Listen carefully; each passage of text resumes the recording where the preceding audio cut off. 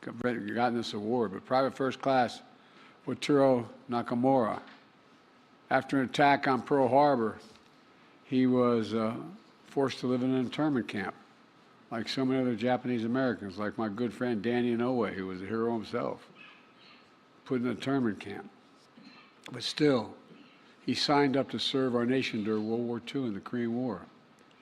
During his last mission in May of 1951, single-handedly, he defended his unit from enemy attack, fighting until he was killed by a grenade. Corporal Fred McGee, a Midwesterner, a steel worker, and a gunner, one of the first integrated Army units of the Korean War. Fred embodied the very best of our country. In June 1952, his unit was attacked. They took casualties. They were ordered to fall back. But Fred refused to leave until he helped every wounded soldier evacuate. Private First Class Charlie Johnson, growing up, in the words of Charlie's high school classmate, he was a heck of a football player. Well, back in 1952, Charlie signed up to serve in Korea, trading his jersey for a uniform. During one battle, he gave his life to defend the bunker full of his wounded soldiers. His valor saved 10 men, including an old high school classmate. General Cavazos, a young first lieutenant in Korea. Richard led his men through a difficult and deadly mission in enemy territory. Eventually, he was ordered to retreat, but he stayed. He stayed, rescuing wounded soldiers one by one until every one of them was evacuated. Richard went on to serve for 3 decades in the Army, becoming the country's first Hispanic 4-star general. And Captain Hugh Nelson, Citadel graduate, helicopter pilot, and a proud young father. He was just 28 years old when he and his crew were shot down in Vietnam. Hugh freed his men who were trapped in the wreckage. Then as the enemy began to attack, he used his body as a shield to protect them. It cost him dearly. It cost him his life. Hugh's commanding officer called it the ultimate act of self-sacrifice, which it was. And finally, Private First Class Ken David, who is here with us today. Nearly 55 years ago in Vietnam, his company was ambushed by the enemy. Ken's lieutenant was killed instantly. Then Ken himself was hit in the back with shrapnel. But he couldn't and wouldn't give up. Instead, he shouted and fired his weapon, to attract attention to him, away from others, and away from the wounded man. Imagine that courage. Come get me. Come get me. Don't get those folks. That's selflessness. Ken, I want to say to you that I wish I could say to every man we're honoring today, you're a hero, a genuine hero, flat out, straight up American hero. And we owe you. The families owe you. Let me close with this.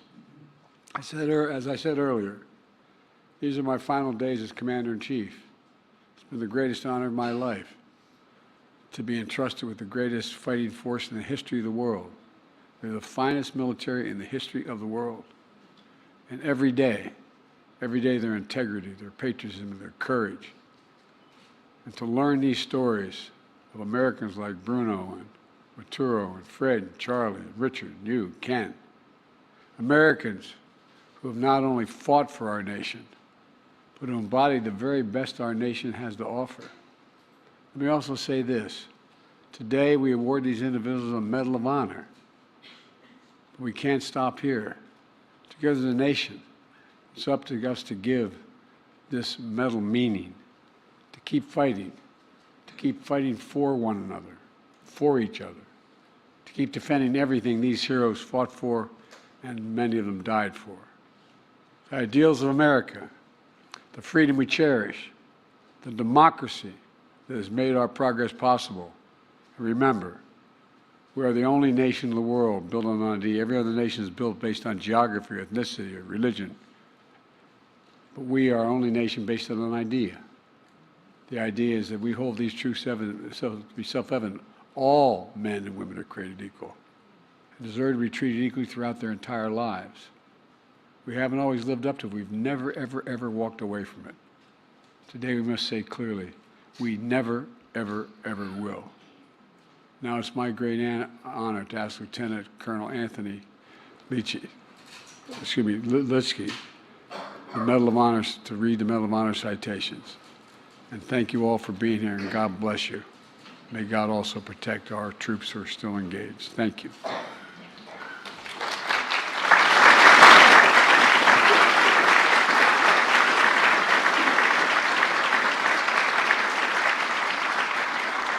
Loretta Orig, accepting on behalf of her brother, Private Bruno Orig.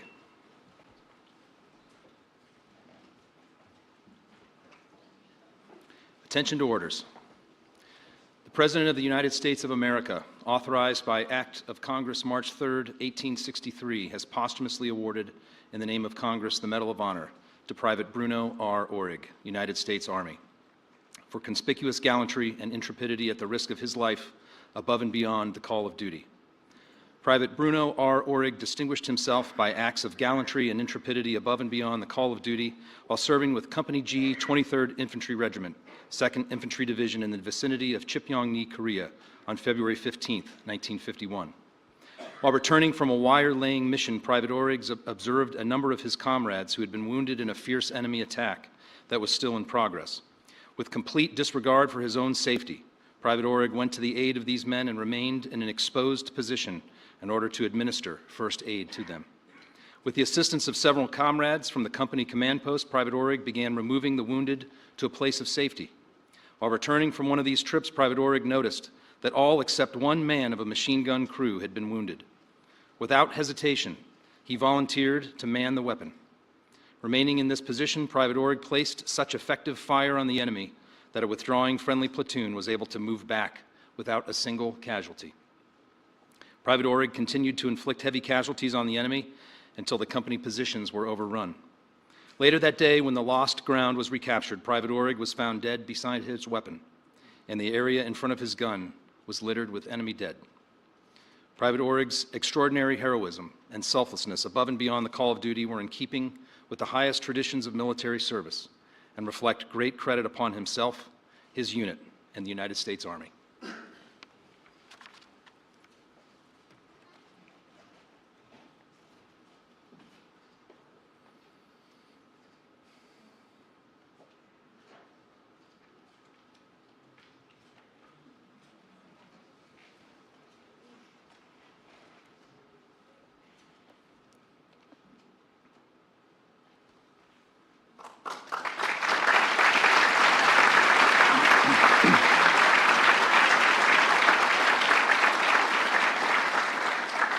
Gary Takashima, accepting on behalf of his uncle, Private First Class Wataru Nakamura.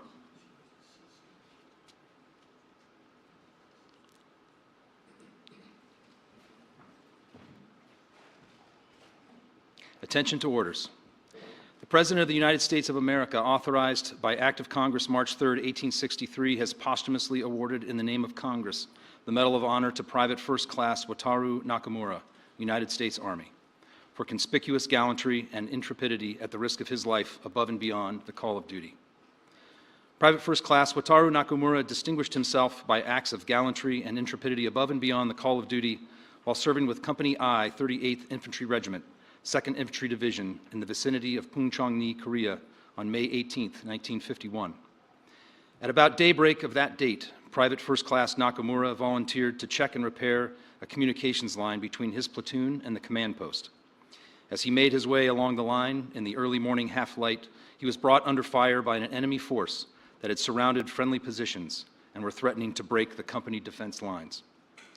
Immediately, without regard for his own safety and without waiting for help, Private First Class Nakamura rushed the enemy with fixed bayonet engaged.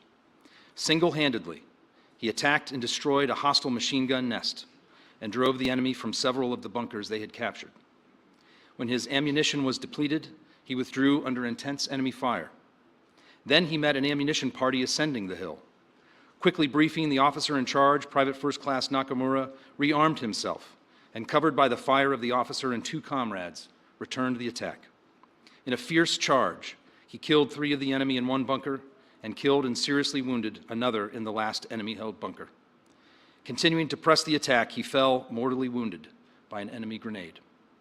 Private First Class Nakamura's extraordinary heroism and selflessness above and beyond the call of duty were in keeping with the highest traditions of military service and reflect great credit upon himself, his unit, and the United States Army.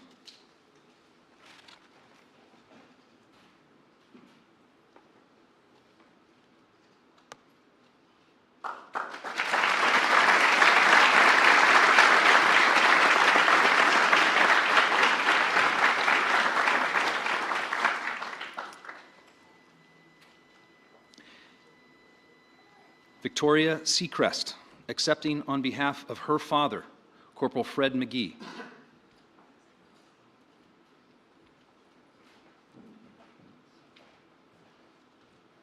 Attention to orders. The President of the United States of America, authorized by Act of Congress March 3, 1863, has posthumously awarded in the name of Congress the Medal of Honor to Corporal Fred B. McGee, United States Army, for conspicuous gallantry and intrepidity at the risk of his life above and beyond the call of duty. Corporal Fred B. McGee distinguished himself by gallantry in action near Tongwon-ni, Korea on June 16, 1952, in an assault on enemy fortified positions. As gunner on a light machine gun in a weapons squad, Corporal McGee delivered a heavy volume of supporting fire from an exposed position despite intense enemy machine gun and mortar fire directly on his location. Though forced to move his gun several times, he continued to support the assault and give covering fire to the assault elements of his platoon. When his squad leader was wounded, together with several other members of his squad, he assumed command and moved the squad even farther forward to a more exposed position in order to deliver neutralizing fire on an enemy machine gun sweeping the other assault platoon with deadly flanking fire. When his machine gunner was mortally wounded, he again took over the gun. On order, he directed his squad to withdraw and voluntarily remained behind to help evacuate the wounded and dead. Though wounded in the face, he heroically exposed himself by standing straight up in intense enemy machine gun and mortar fire while attempting to evacuate the body of the company runner. Forced to abandon the body, he aided a wounded man to be moved to the rear and safely through a huge volume of enemy mortar and artillery fire. The gallantry displayed by Corporal McGee reflects great credit upon himself and is in keeping with the highest traditions of military service.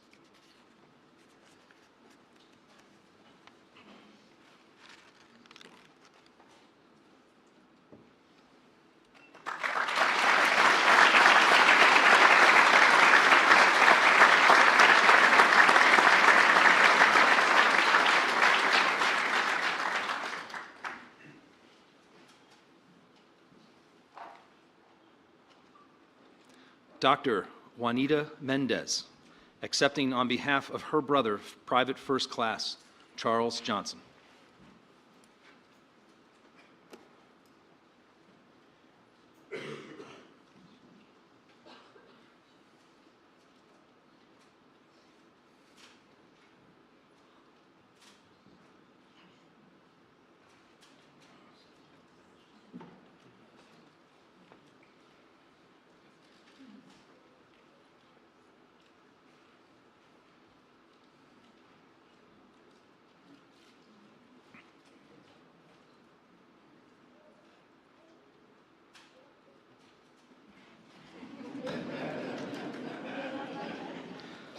Attention to orders. The President of the United States of America, authorized by Act of Congress March 3, 1863, has posthumously awarded in the name of Congress the Medal of Honor to Private First Class Charles R. Johnson, United States Army, for conspicuous gallantry and intrepidity at the risk of his life above and beyond the call of duty.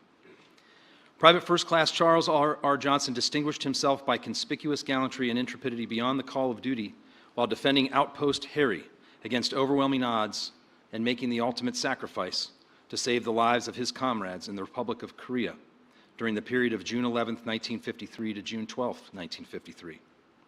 Private First Class Johnson was serving as a Browning automatic rifleman with Company B, 15th Infantry Regiment, 3rd Infantry Division. Chinese forces attacked his unit during a massive nighttime assault. During the ensuing battle, overwhelming numbers of Chinese troops assaulted the trenches and bunkers defended by Private First Class Johnson and his squad. Private First Class Johnson, wounded from a direct artillery hit on his bunker and subsequently from a hand grenade thrown inside the bunker, at the personal disregard for his injuries, administered first aid to those more seriously injured.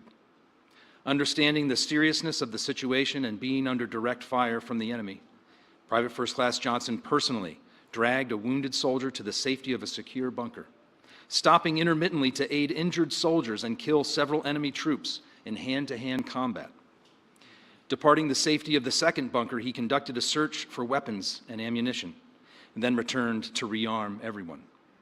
Recognizing their untenable situation and disregarding his personal safety, he exited the bunker, placing himself between the enemy and his injured comrades, informing them he would hold off the enemy as best as he could.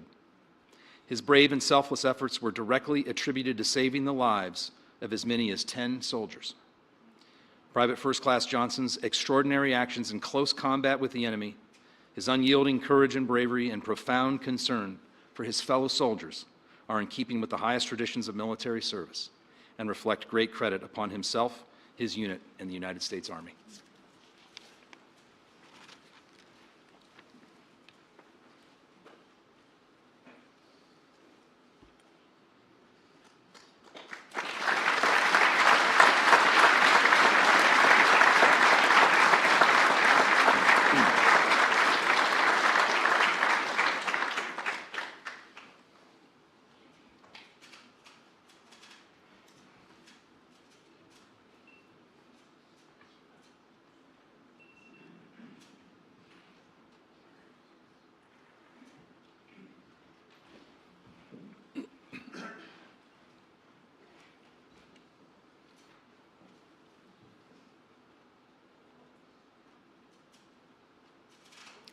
Laura Blevins, accepting on behalf of her father, General Richard Cavazos.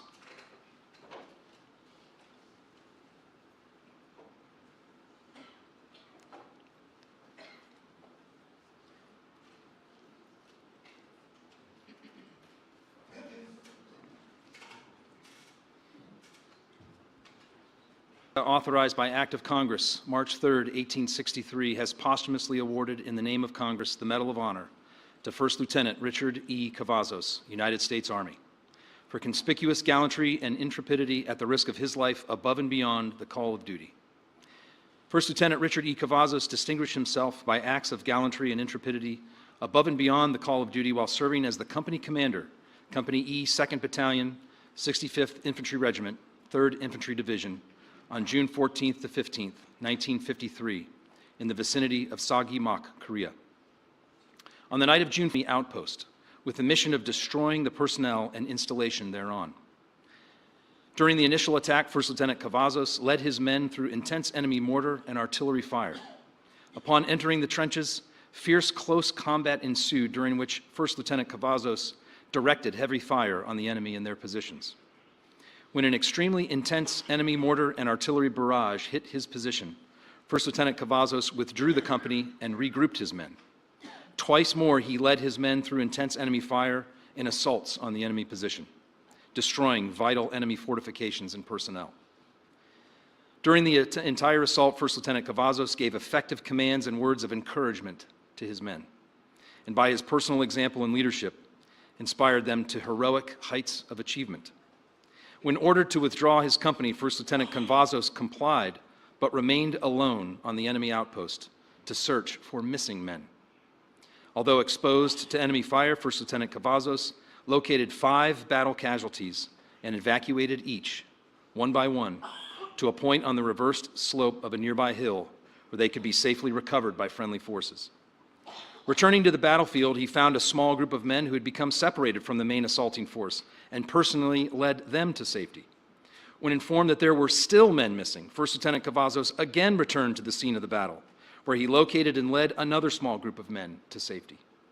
First Lieutenant Cavazos then made 2 more unassisted trips to the battlefield, searching for missing soldiers. Not until he was personally satisfied that the battlefield was cleared on the morning of June 15th did he allow treatment of his own combat wounds sustained during the action. First Lieutenant Cavazos' conspicuous gallantry extraordinary heroism, and intrepidity at the risk of his life, above and beyond the call of duty, are in keeping with the highest traditions of military service and reflect great credit upon himself, his unit, and the United States Army.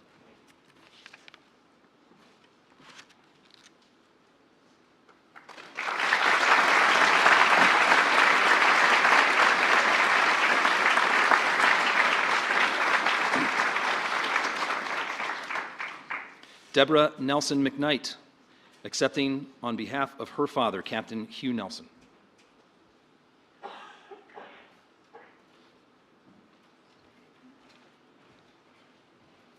Attention to orders. The President of the United States of America, authorized by Act of Congress March 3, 1863, has posthumously awarded in the name of Congress the Medal of Honor to Captain Hugh Revis Nelson, Jr., United States Army, for conspicuous gallantry and intrepidity at the risk of his life above and beyond the call of duty. Captain Hugh R. Nelson, Jr. distinguished himself by conspicuous gallantry and intrepidity above and beyond the call of duty while serving as a member of the 114th Aviation Company, Air Mobile Light, on June 5, 1966, near Moc Qua, Republic of Vietnam. Armed Huey helicopter on a search and destroy reconnaissance mission when it was struck by a large volume of enemy fire that rendered the aircraft virtually uncontrollable. With great difficulty, Captain Nelson and the pilot were able to crash land the aircraft without lateral controls. At some point after the crash, Captain Nelson exited the aircraft and went to the aid of his wounded comrades. Proceeding to the other side of the aircraft, he found his dazed and wounded crew chief still trapped inside. After removing the specialist and placing him on the ground, Captain Nelson climbed into the severely damaged helicopter to assist the door gunner who was still trapped inside and unable to move. While Captain Nelson tried to free his comrade, the insurgents engaged the aircraft with a heavy volume of automatic rifle and small arms fire at a range of approximately 30 feet from the aircraft. Despite the heavy enemy fire, Captain Nelson continued his gallant efforts, freeing the trapped door gunner despite being hit by enemy fire. Upon removing the wounded door gunner from the aircraft, he forced the specialist to the ground, and without regard for his own life, used his own body as a shield to cover his comrade from the intense enemy fire. While shielding his comrade, Captain Nelson was hit several times by enemy fire, sacrificing his own life to save the life of his comrade. His selfless sacrifice allowed his wounded comrade to use a smoke grenade to signal supporting aircraft in the area that there were crash survivors. The supporting aircraft responded immediately, preventing the insurgents from advancing on the downed aircraft and successfully rescuing the 3 wounded crew members. Captain Nelson's conscious decision to sacrifice his own life for that of his comrades saved the lives of his 3 fellow crew members that fateful day. Captain Nelson's distinctive accomplishments are in keeping with the highest traditions of military service and reflect great credit upon himself, his unit, and the United States Army.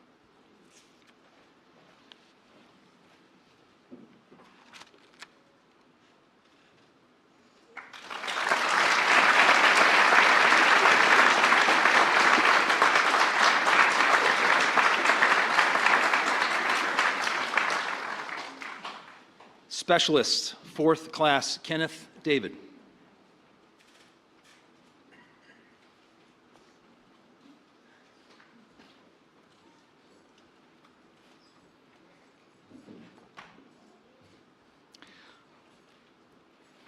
Attention to orders.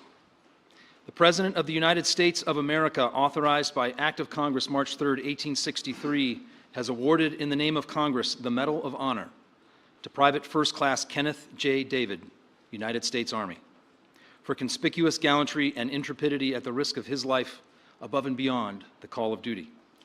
Private First Class Kenneth J. David distinguished himself by acts of gallantry and intrepidity above and beyond the call of duty on May 7, 1970, while serving as a radio telephone operator with Company D, 1st Battalion, 506th Infantry, 101st Airborne Division, near Fire Support Base Marine, Tua Ten Province, Republic of Vietnam. On this date, Private First Class David's company came under an intense enemy attack from a large hostile force. The enemy's ferocious initial assault mortally wounded the company's platoon leader and resulted in numerous other friendly casualties. Upon the initial assault and without hesitation, Private First Class David handed his radio to his platoon sergeant, and moved forward to the defensive perimeter, unleashing a barrage of automatic weapons fire on the enemy.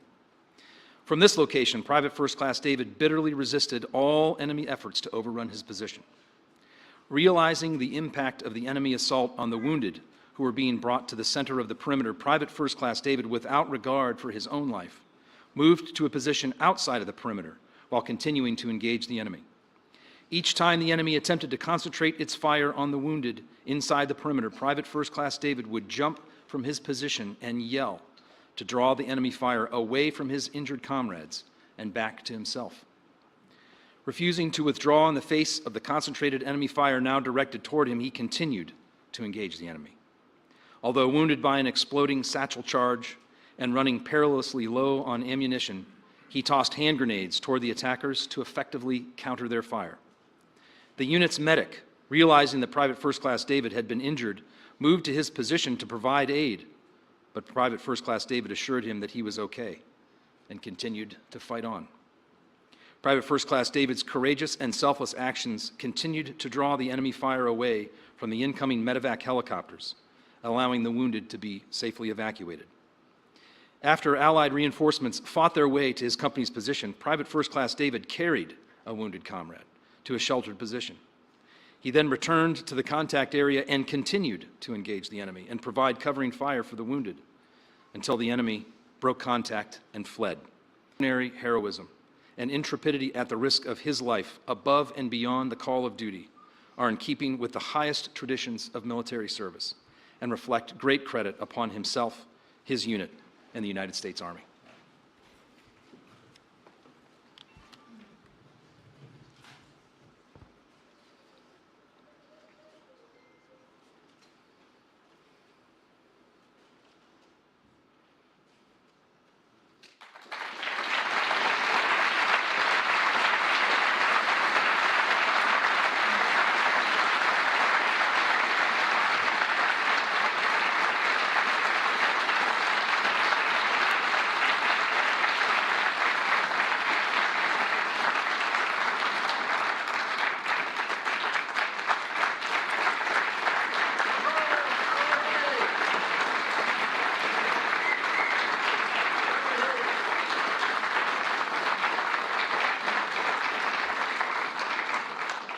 Ladies and gentlemen, please bow with me for the benediction. Heavenly Father, as we depart this ceremony, may the courage of these 7 heroes be our example. May righteousness be our choice, and may hope be our guiding light as we move with purpose in our world. Bless and protect our armed forces as they preserve our precious freedoms and keep the light of liberty burning bright on the United States of America and our allies around the world. In your most holy name we pray. Amen. Distinguished guests, please remain in your seats as the President departs.